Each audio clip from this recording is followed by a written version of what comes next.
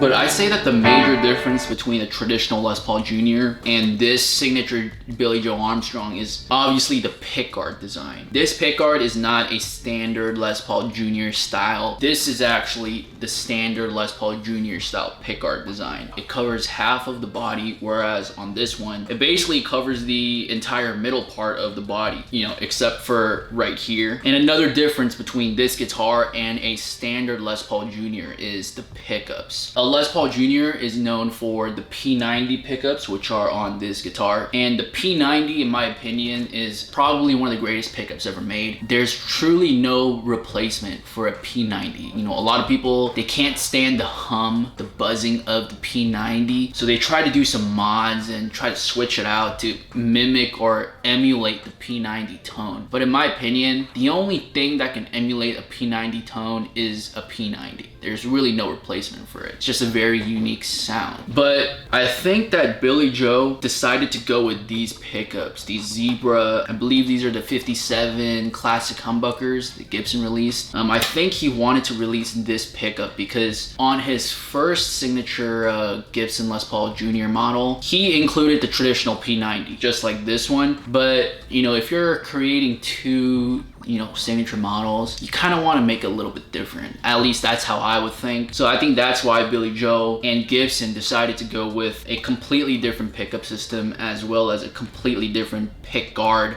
layout to the body, which to be honest, I feel like is a very nice touch. Usually for me, when it comes to pickguard design, I'm not really a big fan of, you know, tortoise and like these fancy pickguard type. I prefer a solid pickguard color, which is kind of hypocritical because my main Strat has a tortoise pickguard as well. But I always loved the ebony black body finish with the combination of this red brownish tortoise color. I always thought that was a very nice combination and a very nice blend. And another thing that I really like about this guitar is also gold knobs. You know, even though the knobs, the pickguard color, you know, the finish, the ebony black finish. It has no effect on tone or playability. I also care about how a guitar looks, you know, and just from a design standpoint, I just think this setup, this colorway, just looks really nice. I know Gibson also released, you know, a couple other different colorways for this exact model, but to be honest, this exact colorway is probably my favorite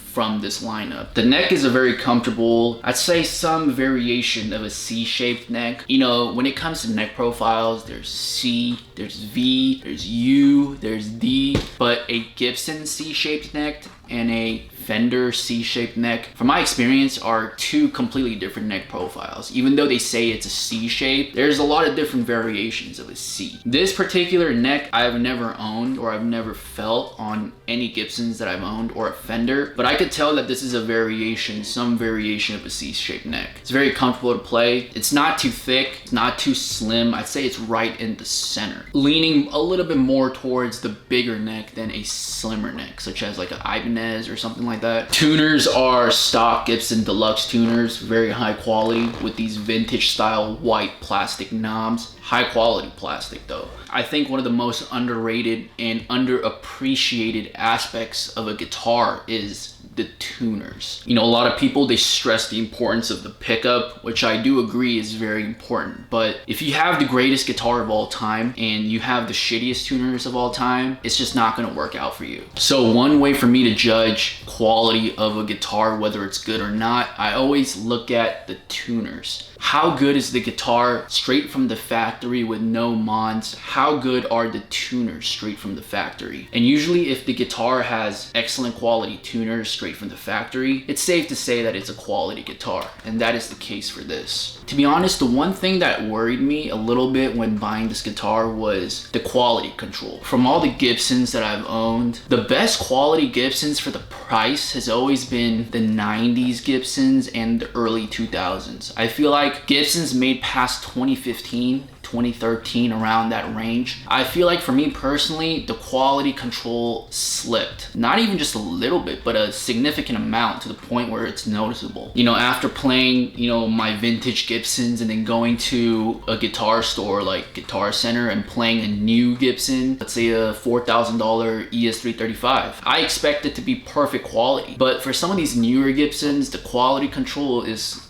questionable in my opinion. So that's what I thought too for this guitar. I was wondering, you know, will the quality of this Gibson guitar be good? I'm actually very surprised. The build quality of this is excellent. I don't know if it's because of this particular year, or maybe it's because this is a Green Day signature, you know, Billie Joe Armstrong signature guitar. So maybe they put some more effort and care to it, but that is clearly the case for this guitar. No issues I see with the finish. The quality of the metal is high. Pickguard quality is high, knob quality is high, tuner quality is good, excellent. The fretboard and the body quality is great as well. So overall, I'd say that this is a very solid guitar and very well made. A build quality rating, I'd probably give this an 8.5 out of 10. The tone quality, I'd probably give this an 8 out of 10. It's a very good sounding guitar. It's not a Strat tone, it's not a Tele tone, it's not a, you know, ES335 tone, it's not a Les Paul tone with the twin humbuckers. Since this only has one pickup, the 57s, and one tone and one volume, it gives you a good quality tone, but it's not the same tone you would expect from any other Gibson. But overall, I'd say that if you're a fan of Gibson, Les Paul Jr.'s, Green Day, Billie Joe Armstrong, or you just want a simple guitar that's easy to play, but also a guitar that can produce a variety of tones, maybe check this guitar out, because this is up there. This is a very good guitar for sure.